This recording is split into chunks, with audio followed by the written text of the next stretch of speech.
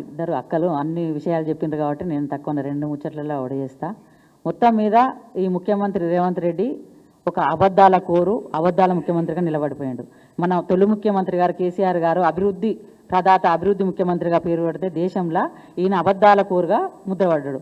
ఈరోజు తెలంగాణలో రైతులు ఏడుస్తుంటే, పంట అంతా వచ్చి పొలాలలో ఉంటే మొత్తం నానిపోతుంటే, మొలకలు మొలుస్తుంటా అంటే ఒక్కసారి కూడా ఒక రివ్యూ పెట్టకుండా కనీసం వాళ్ళ దగ్గరికి ఒక మంత్రి కానీ ఎమ్మెల్యే కానీ పోయి వాళ్ళని పలకరించే దిక్కు లేదు.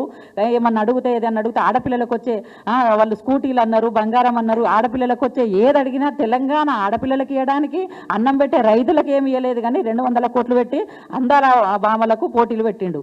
కనీసం అదన్న సక్రమంగా చేసిండంటే చేయలే. ఒక దేశ చరిత్రల ఎలాంటి ఇప్పటి వరకు చెయ్యని దౌర్భాగ్యం చేసిండు.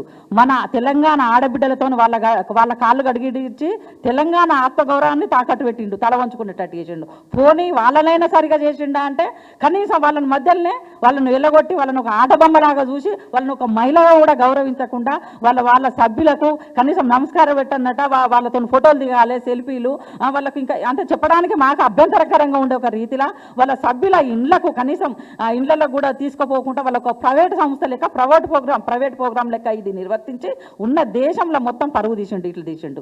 పోనీ ఇదంతా చేసిండంటే తెల్లారి లేస్తే తెలంగాణ బీఆర్ఎస్ నాయకుల పేరు తలుసుకోకుండా ఉంటలేడు. సరే పేరు తలుసుకోకుండా ఉంటలేవు, నిద్రపోతలేవు, ఎట్లా ఏమైంది ముఖ్యమంత్రి గారు రేవంత్ రెడ్డి గారు అడుగుతున్నా, కనీసం మా నాయకుల బొమ్మలు వేసుకోవడానికి మీకు ఆ బొమ్మలు వేసుకుంటే మేము వేసుకున్నాం. ఈరోజు మా మాజీ మంత్రివర్యులు హరీష్ రావు గారి ఫోటోలు వేసుకున్నాం, మా తెలంగాణ భవన్ ముందటనే వేసుకున్నాం, మీ ఇంటి ముందట వేసుకోలేదు, లేకపోతే ప్రభుత్వ కార్యాలయం ముందట వేసుకోలే. అభిమానులు మేము అభిమానంతో వేసుకున్నాం. వేసుకుంటే మీకేం జరిగింది? ఈ రోజే బర్త్డే, ఈ రోజు పుట్టినరోజు, ఈ రోజు కనీసం పుట్టినరోజు అయిపోయినాక నైట్ అన్న మీరు చూడలేరు. కనీసం ఈ రోజు నిన్న నైట్ తీసేది. ఇంత దౌర్భాగ్య పాలన, ఇంత దౌర్భాగ్యమా?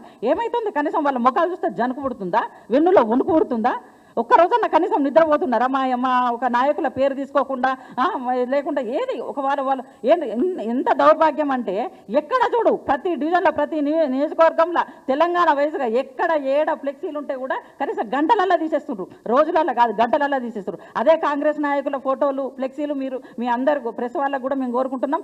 ఎక్కడ చూడండి సిటీలో నెల కింద 2 నెలలు 6 నెలల కింద ఉన్నా కూడా ఫ్లెక్సీలు ఉన్నాయి. మరి మా నాయకులు చేస్తే బీఆర్ఎస్ నాయకులకంటే మీకు వెన్నులో ఎందుకు పుడుతుంది? మీరు చేసే అసమర్థ పాలన మీరు సక్రమంగా చేసుకోండి. ఇప్పటికైనా అందాల భామలది అయిపోయింది కదా, ఇప్పుడు కూడా రిలీఫ్ అయినరు, మస్తు వినోదం చేసిండ్రు, 200 కోట్లతో చేసింది చాలు. ఇప్పుడైనా రైతులు చచ్చిపోతుండ్రు, ఆత్మహత్యలు చేసుకుంటున్నారు, కళ్ళాలలో పడుకుంటున్నారు, మొత్తం ధాన్యం అంతా మొత్తం భూమి పాలైపోతుంది. 4 నెలలు చేసుకున్న కష్టం, కాయ కష్టం అంతా భూమి పాలవుతుంది. ఇప్పుడు కూడా కొంచెం ఆ రైతులకు రివ్యూ పెట్టి రైతుల పంట చేసి కొంచెం తెలంగాణ పాలన కొంచెం సక్రమంగా చేయాలని ఇప్పుడు కూడా ముఖ్యమంత్రి గారిని కోరుకుంటున్నాం. జై తెలంగాణ.